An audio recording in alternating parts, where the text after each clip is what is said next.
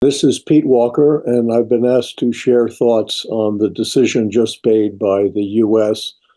to apply 100% tariffs to EVs coming in from China. And the question is, why now? And the other question is, what are the implications going forward for China and for the U.S.? So let me start with a little bit of history, because I think it's important to understand the unique role that the auto industry has played in the history of the U.S. The auto industry was really started in the U.S. by Henry Ford in the early 1900s.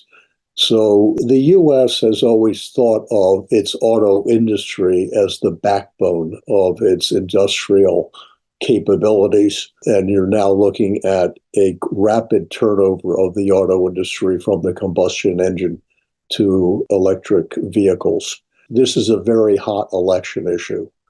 So if you go back to when Trump first put tariffs on China, Biden's response, which actually was totally true, but he's since changed his tune, is that tariffs are nothing more than a tax on consumer, because in the end, all it does is raise price, and that price increase is borne by consumers.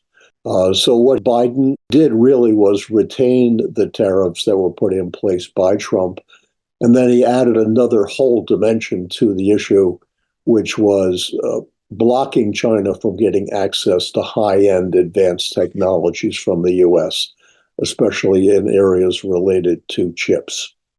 So the why now is we're in the middle of a very heated election in the U.S., and so I think you're seeing China as a front and center issue. EVs are a front and center issue because everyone now realizes that China has become the dominant EV producer globally. To protect the U.S. auto industry, tariffs are put in place basically for that reason.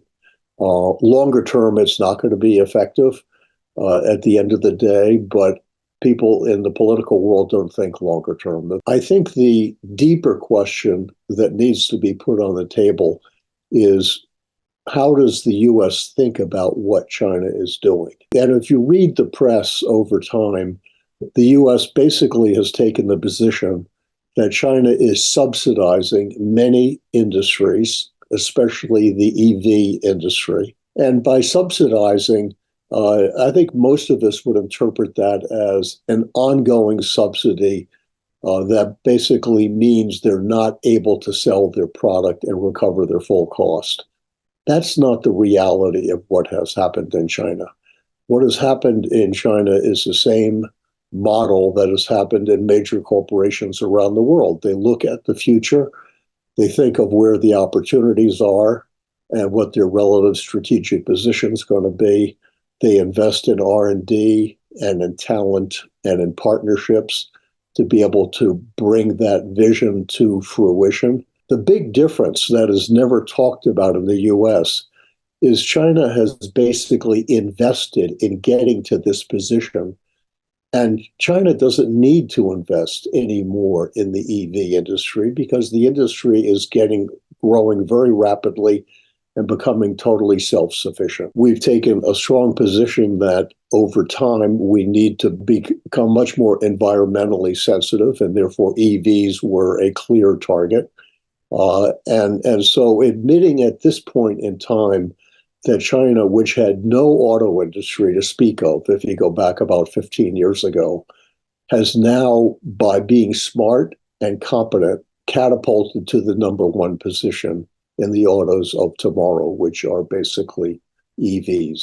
So the U.S., I think, first and foremost needs to kind of swallow its pride and say, what can we learn from what the Chinese have done, and how do we become competitive? That's not going to be easy. So where does China go from here? First of all, I think China is clearly aware that their product is the best product that's out there, and they're able to produce it at a very attractive price from a strategic point of view. The U.S. is a huge auto market, and I'm sure China resents the idea that China is basically going to be cut out of that market. But the reality is, if you look at where the growth of the auto market is, it's largely in developing countries, and where the population continues to grow at a rapid clip, where the population is relatively younger.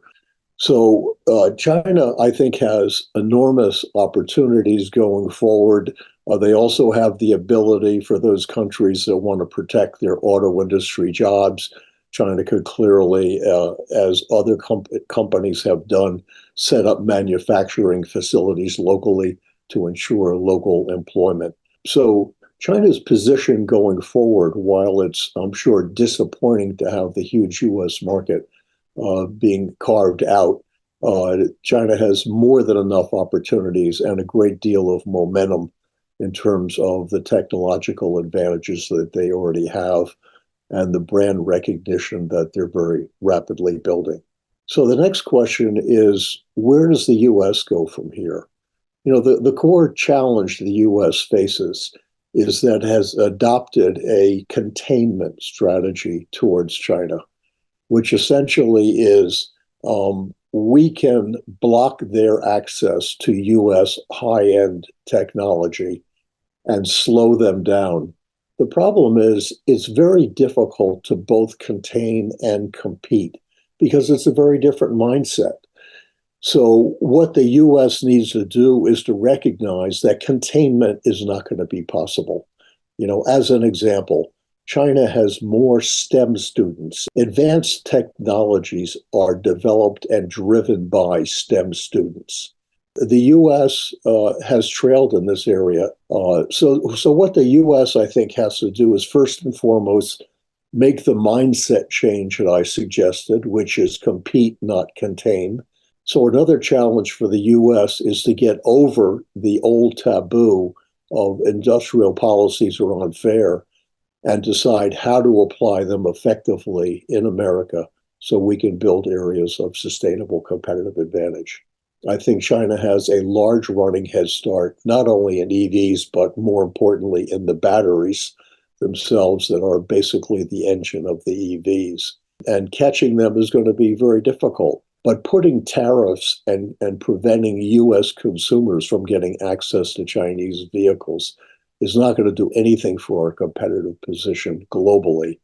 And so China is going to continue to dominate the production of EVs right now. China also, I'm sure, has a very well thought out program of charging stations, how many you need, where they are, how it impacts the way highways are designed, etc. And the U.S., having gone through a wave where EVs became very popular, is quickly discovering that we don't have an electric grid that can handle all of the charging if everybody shifted to that mode of transportation. So the U.S. has got a lot to do, but it's going to require a well thought out, centralized approach and not one that's going to get ripped apart by bipartisan politics, which has been a problem for a number of years now.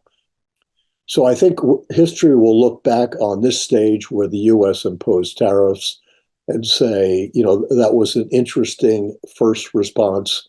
It's not going to have much long-term impact, and the long-term impact is going to be determined by who sets out to play in the EV world and makes the kind of investments in talent and innovation and partnerships that are required to be successful.